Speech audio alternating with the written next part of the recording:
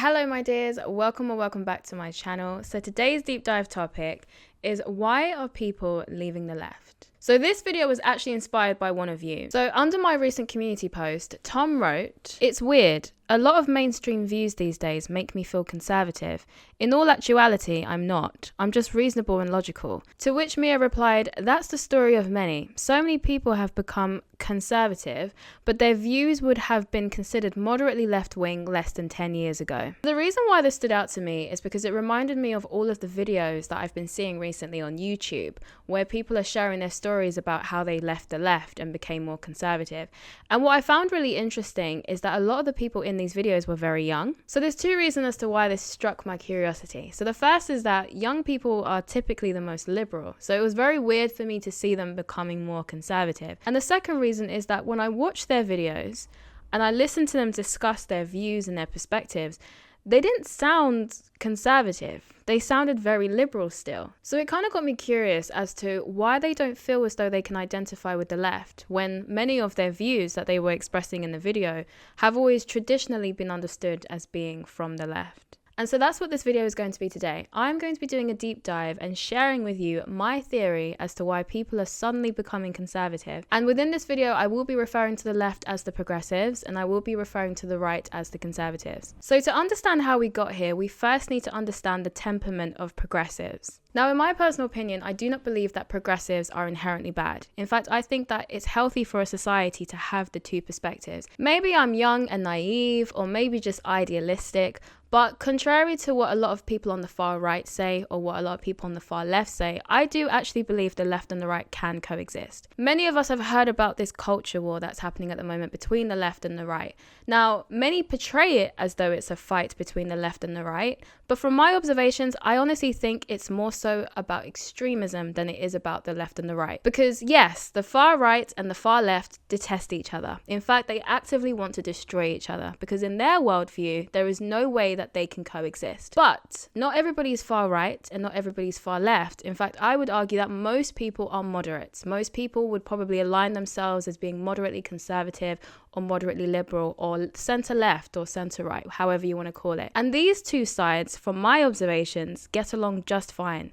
People who are closer to the center and more moderate in their views, center left people and center right people, are able to get along just fine. Many of my viewers, in fact, are a combination of these two sides. Many of you are moderate conservatives, many of you are center left, and yet here you are, together in the same space. Of course, people on the center left and the center right still have their own fair share of disagreements, but for the most part, they're still able to see eye to eye on many issues.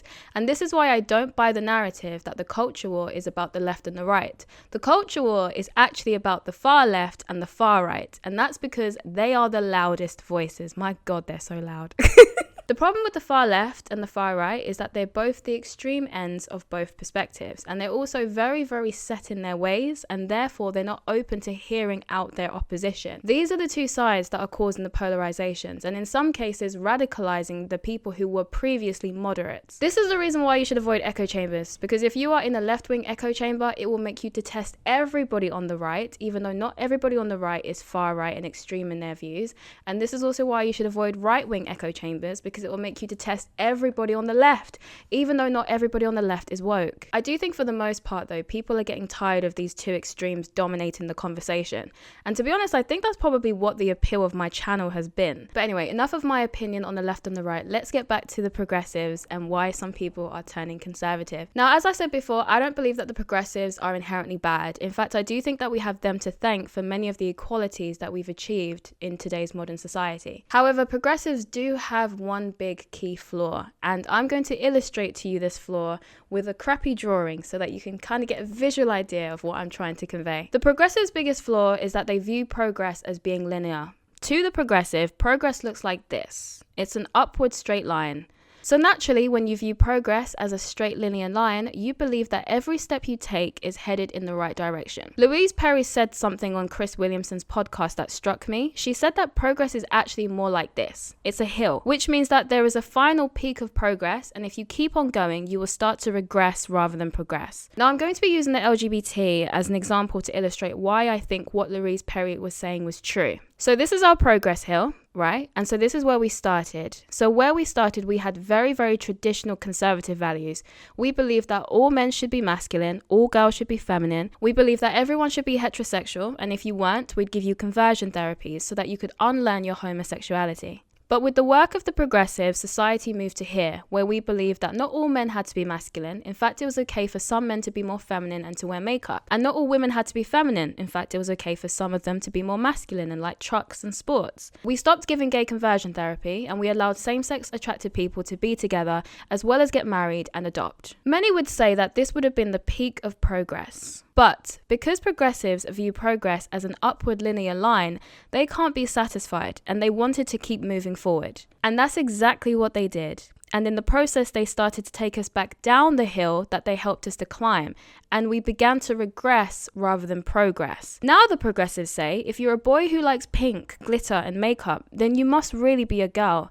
And if you're a girl who hates dresses and skirts but likes sports and trucks, then you must really be a boy. Because God forbid you don't adhere to the gender stereotypes that we once upheld when we were down here. They also say that sexuality is nothing more than a bigoted genital preference, which can be unlearned. Which sounds very, very similar to the homophobic rhetoric that we used to say when we were over here. I saw a video of a trans woman saying that if a lesbian is not attracted to penises, then it's likely due to trauma that she needs to work through. Doesn't really sound very progressive in my personal opinion. So essentially the progressives have taken us from here up to here and then all the way back down again, so that we're right back to where we started. Now what's happening to the LGBT is not unique to just the LGBT. We're also starting to see this in conversations around race. We went from Martin Luther King's dream of people being judged by the content of their character and not by the color of their skin to everything is about race. In fact, I can make a lot of preconceptions about you purely because of your race. I can assume that you're privileged just because you're white. And I can also assume that you're an oppressed victim just because you're black. Your individual background and your individual circumstances don't matter to me. I know everything I need to know about you purely because of the color of your skin. The US civil rights movement fought to get rid of segregation, and now the progressives are fighting to bring it back by advocating for racially segregated dorms, as well as arguing that only those who come from said culture are allowed to enjoy said culture, because if you are outside of that culture and you want to take part in it, then you are culturally appropriating, even if you're not doing it in a demeaning or mocking way. Because we're no longer allowed to share cultures with each other and integrate with each other. We all have to stay within our own specific boxes. Now, this key flaw with progressives, their inability to be satisfied and their desire to keep on moving, even when it's causing society to regress,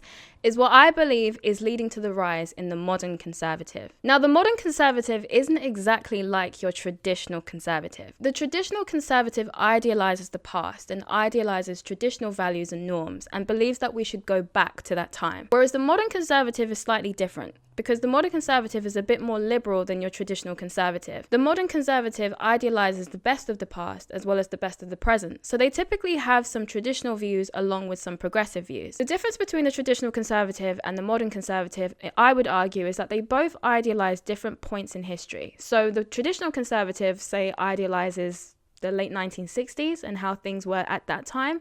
The modern conservative idealizes, say, 2010.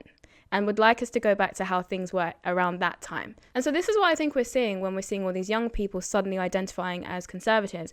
They're not identifying as conservatives in the traditional sense, but they do want to conserve and maintain society where it was prior to a lot of the stuff that's happening now. So they are technically conservatives, because essentially all a conservative is someone who wants to maintain and conserve things, someone who doesn't want things to change.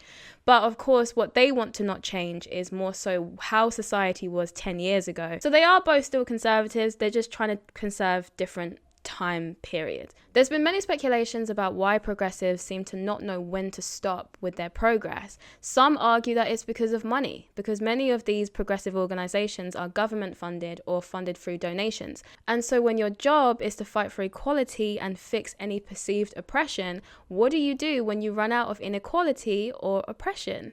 You might be put into a situation where you might have to create and find new forms of oppression. And so this is the reason why we're seeing the goalpost of what is deemed oppressive or what is deemed as prejudice constantly moving. And some of these organizations are funded by public donations. And it's kind of hard to get people to donate if you don't make them feel passionate about something. And one of the best ways to do that is to invoke either guilt or anger. it does feel as though oppression is becoming a business, and I'll probably do a whole video on that at some point too. Many of you may have seen a diagram that Elon Musk posted on his Twitter, where he was showing the difference in how the scale of what is deemed left-wing and right-wing has changed over time. And many people related to the image that he showed. In fact, there's even a saying where people are saying, I didn't leave the left left me. Because they feel as though the views that they have and the beliefs that they had that were traditionally left-wing have now suddenly become right-wing. Because the left has gone so far to the left that people no longer view some of the things that were traditionally considered liberal as liberal views. And so that is my theory as to why people are suddenly becoming conservative. It's not that they're becoming traditional conservative. They're just trying to conserve how society was before we got a little bit kooky. I do think it's also really important to not become too obsessive with these labels of left wing and right wing, because to be honest with you, I think it is really sad that we are now living in a time where everything is viewed through the lens of politics. Now you can't even share an opinion without people attaching some kind of political affiliation to it. Everything about you is political now. People assume your political views just based on the color that you dye your hair, or whether or not you're a vegan, or the color of your skin, or your sexuality. It's very unfortunate how much politics has infiltrated every single aspect of our lives. Banks are now political. Hollywood is now political. Your friendships now are political, because people are now not being friends with people who have different political perspectives to them. And people won't even date someone who has different perspectives to them. And to some degree, I understand it, because if you are far left and far right, yeah, you guys are not going to get along with each other. I don't know how you're going to make that work. But generally speaking, as I said, I think moderate left and the moderate right get along fairly well. They might have some disagreements here and there, but they typically get along fine. But I do think that it's kind of sad that we are now viewing everything through the lens of politics, because it's making things not fun anymore. You know, like I miss the days when you could just watch a TV show or watch a film and just enjoy the storyline. Now it feels like you're just going to be succumbed to virtue signaling. Everything has some kind of political message to convey and some kind of virtue signaling to do. The storyline itself is not very important anymore as long as the virtue signaling is achieved. I personally am a firm believer that banks, Hollywood, organizations, films, TV should be apolitical. Educational institutions should be apolitical. These things should not be political. I miss the days when the only time you heard about politics was that random uncle at Christmas who just randomly started talking about politics. Whereas now politics is everywhere. It's ingrained into everything. I hate it. I hate it so much. But anyways, that's the end of this video. I really hope you enjoyed it. Do write down in the comments whether you agree with my theory as to why more people are identifying as conservative, or if you have your own theory. I'd be very interested in knowing what you think is causing this sudden shift among young people. If you enjoyed this video, then do like and subscribe. Also check me out on other socials as well as my music. I will link those down in my description box. Thank you very much for giving me your time today, and I will see you in the next one.